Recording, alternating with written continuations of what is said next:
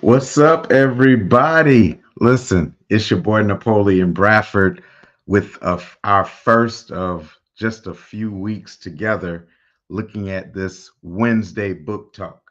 So, Wednesday book talk is a space where we can discuss and kind of talk about the elements of my new book and possibly eventually bring others on to talk about their books as well. So, listen, right now, I just want you to I want you to tag a couple people. I want you to share this. I want you to type in the comments where you're watching from. I really thank you for joining me on this Wednesday book talk. I'm so excited. We've been talking about this book for a couple of months now. In fact, I realized that based on my introductions over the last year, the upcoming book was always listed, but the book is here.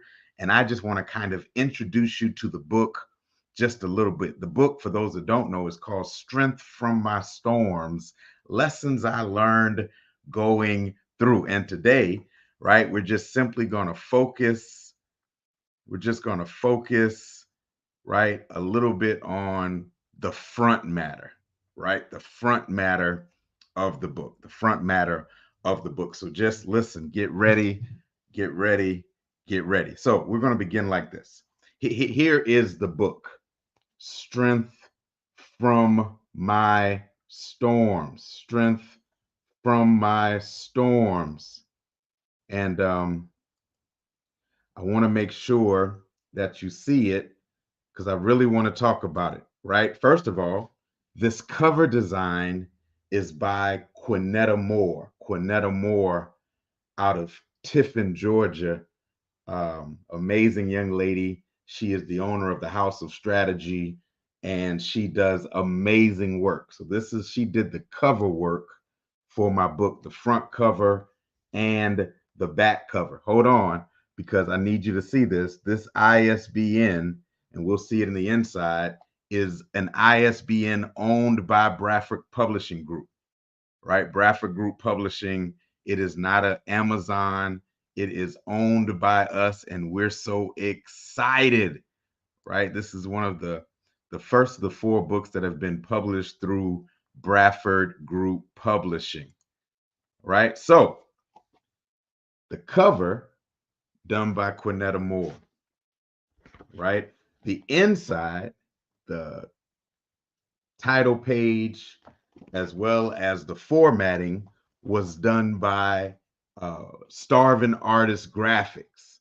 Starving Artist Graphics is a company owned by um, Anthony Waldron, Anthony S. Waldron, who you'll see in just a minute, also wrote the foreword for the book.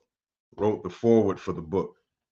The book is dedicated. I want to read the dedication because this is important to me. This book is dedicated to the life and memory of my beautiful daughter, Noelle Kenice Bradford.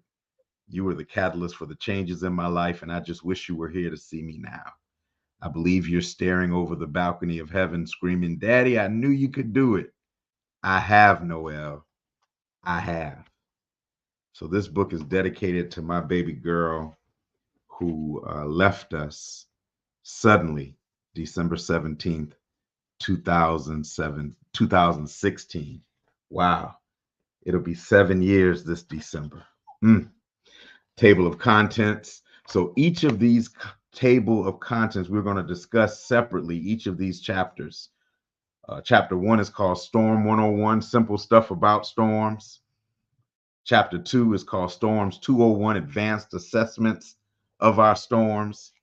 Chapter 3 is called Storms 301, Acclimation to Adverse Conditions. Chapter 4 is called Things Are Looking Better, The Aftermath of a Storm.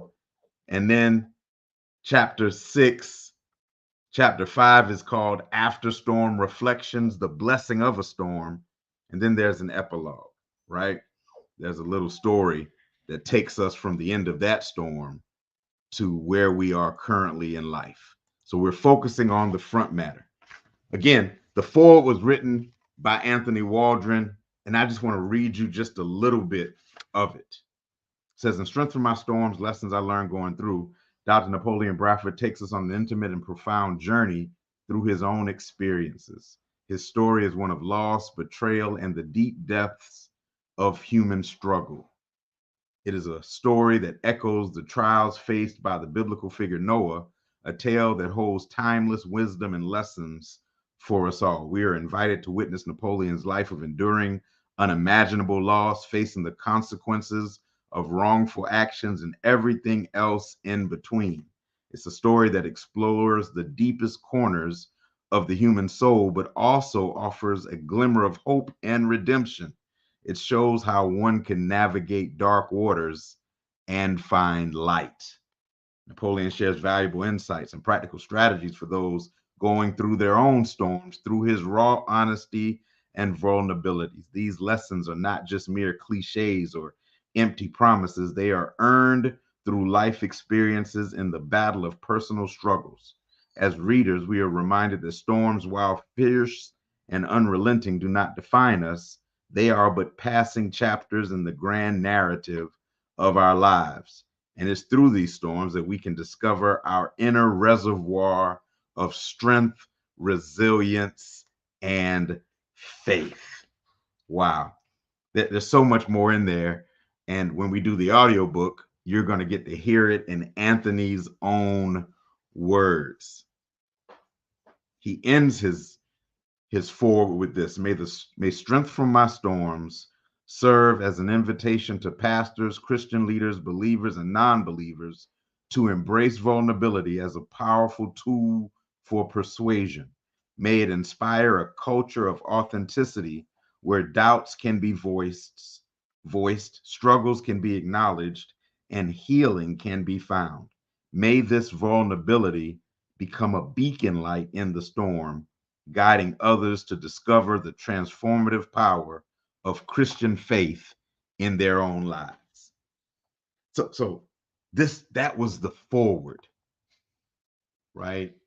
I've known Anthony for about 3 years. He has really worked to revamp and rebrand the Word of Faith Church, the Place of Faith, the Cathedral of Champions, the Place Health and Wholeness Center, and all of the other adventures, right? All of the other projects that are undertaken. And if you didn't know, I think a lot, plan a lot, strategize a lot, and produce a lot of content.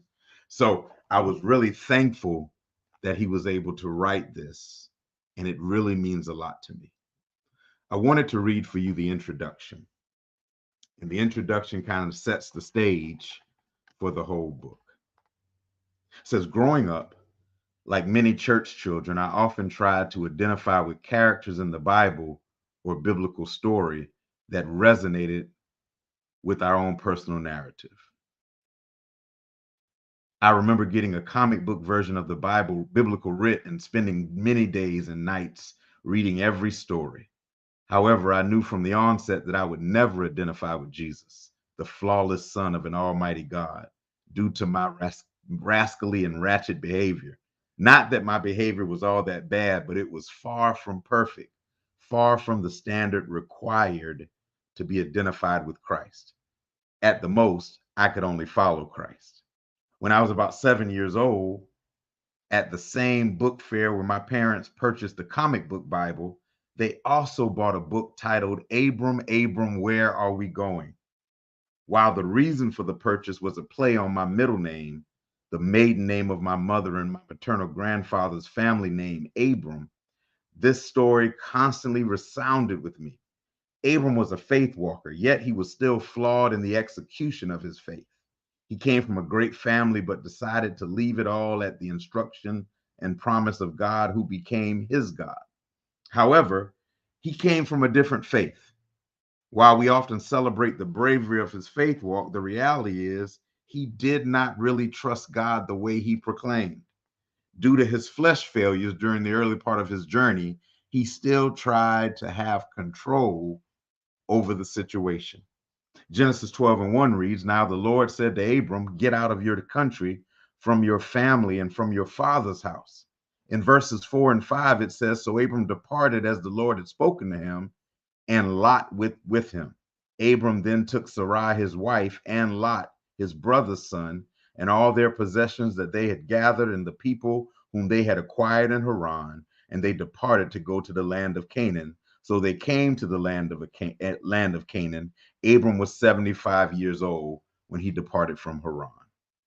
Don't miss it. Abram trusted God enough to leave, but not enough to leave alone. So the lie in Egypt and the strife between Abram and Lot could have all been avoided if he faithfully followed God's instructions. This Abram, more than just commonness with our names, is relatable to me. I've often found myself believing to have followed God's command wholeheartedly, yet picking and choosing what parts I would adhere to. As a result, I still got to my destination, but the bumps and bruises I collected along the way could have been avoided had I trusted God.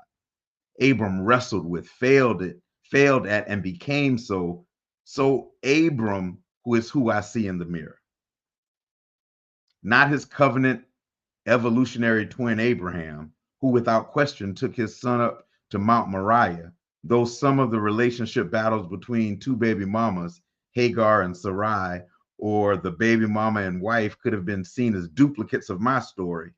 In addition, Abraham in Hebrew means father of many, and for a season I kept having children. Yet I still identified with Abram, meaning in Hebrew, exalted father. My friends, however, compared me to other biblical characters. Some say there was a striking resemblance to Samson. This is not because of his immense strength or dependence on his hair due to his Nazarite nature, because I'm bald. No, instead, it's because of his womanizing and tendency to do or say anything to posture himself in a woman's lap. Samson risked it all and eventually paid the ultimate price, though, doubling it as an act of unprecedented bravery in destroying the pillars where the Philistine lord stood and killing 3,000 men and women in one blow. Judges 16:28 through 30.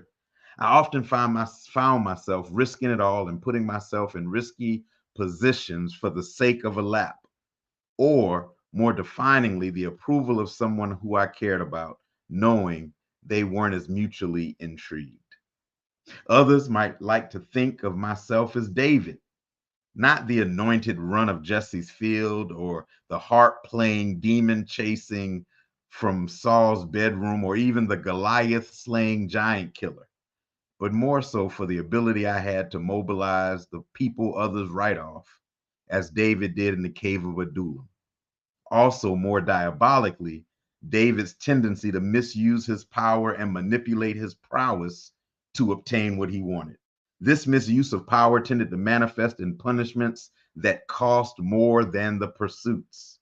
David was me, or I often self imposed David's proclivities to my personhood and the resulting outcomes in my life. My pursuit of women who should not have been pursued by me, not because they were married, but because I was. Also, the consequences that resulted from the David like actions made them liken me to David. Or friends even suggested I was Moses, not for the reasons you may think.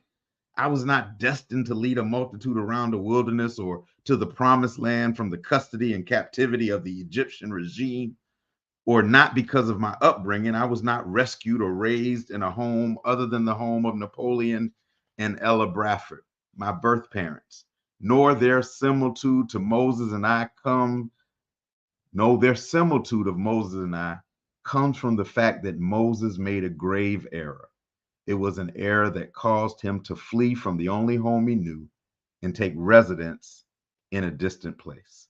The faraway place is where he reestablished himself, only to hear the voice of God speaking to him, probably more precise than he heard in Egypt.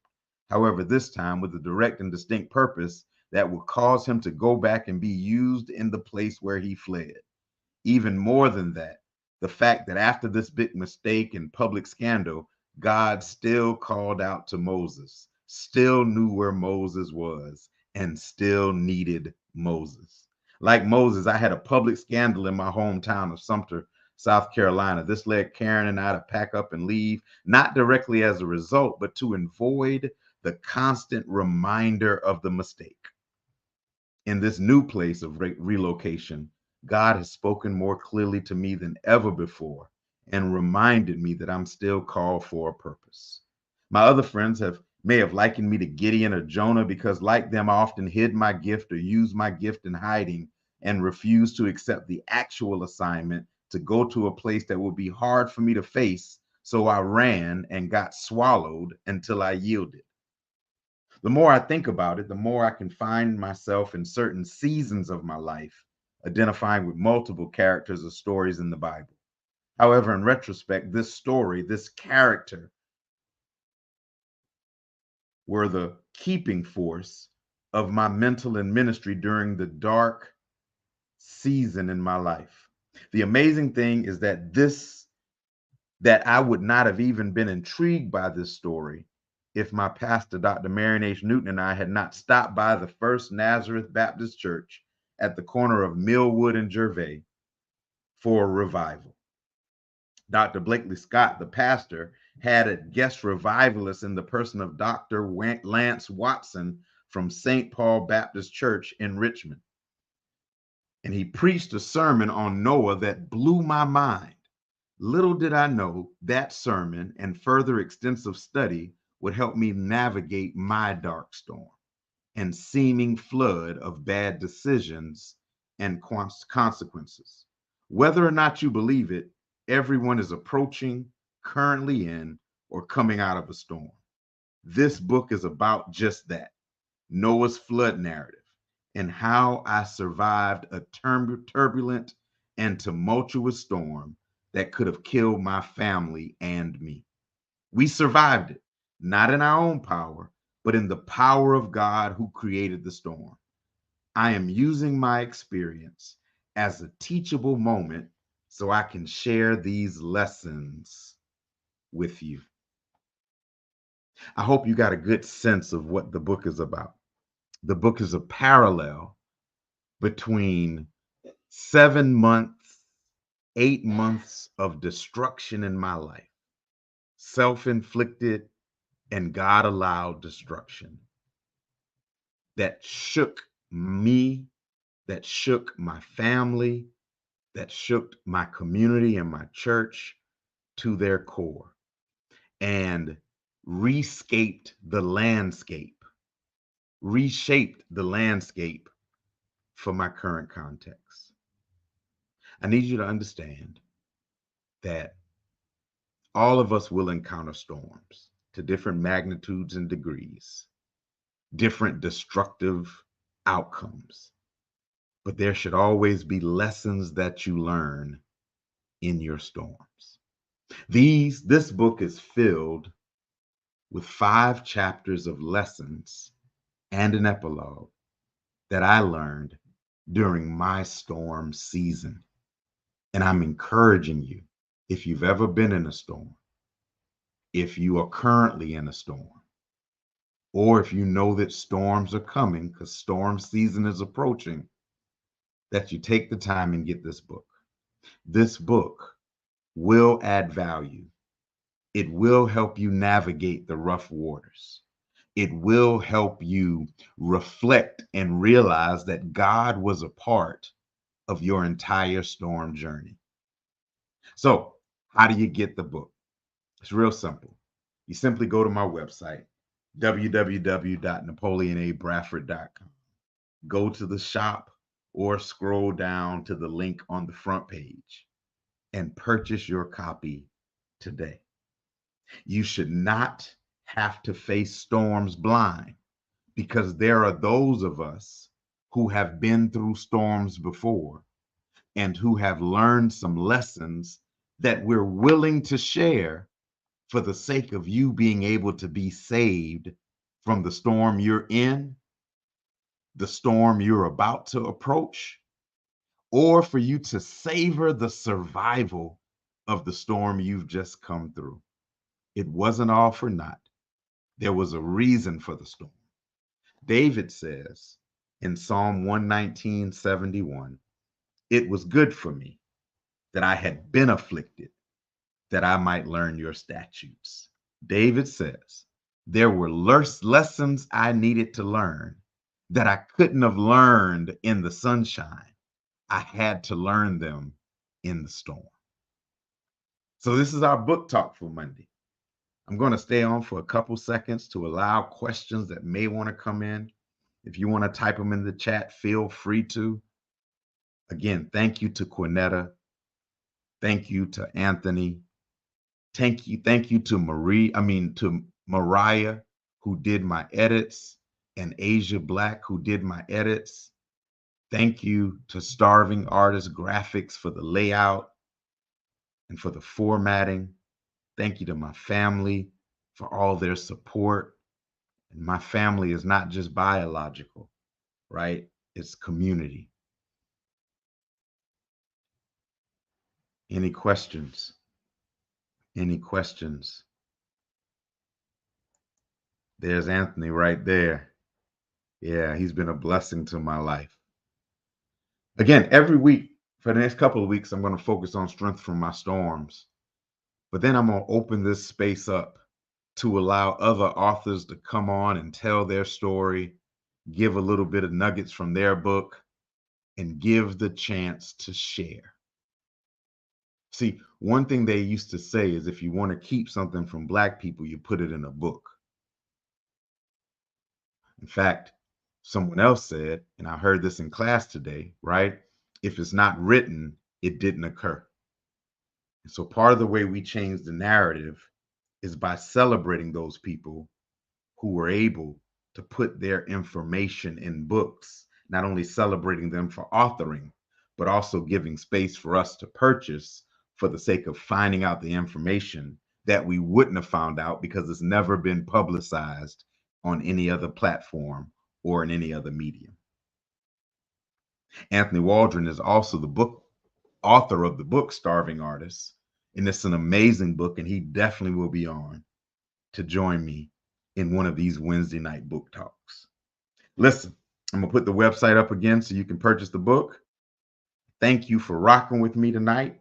I can't wait to see you next Wednesday as we continue our Wednesday book talks, looking next week at chapter 1. I'm not reading chapter 1 because I want you to buy the book, but I definitely will share some nuggets that are in the book. Listen, I love y'all. Y'all have an amazing night. To God be the glory. Goodbye.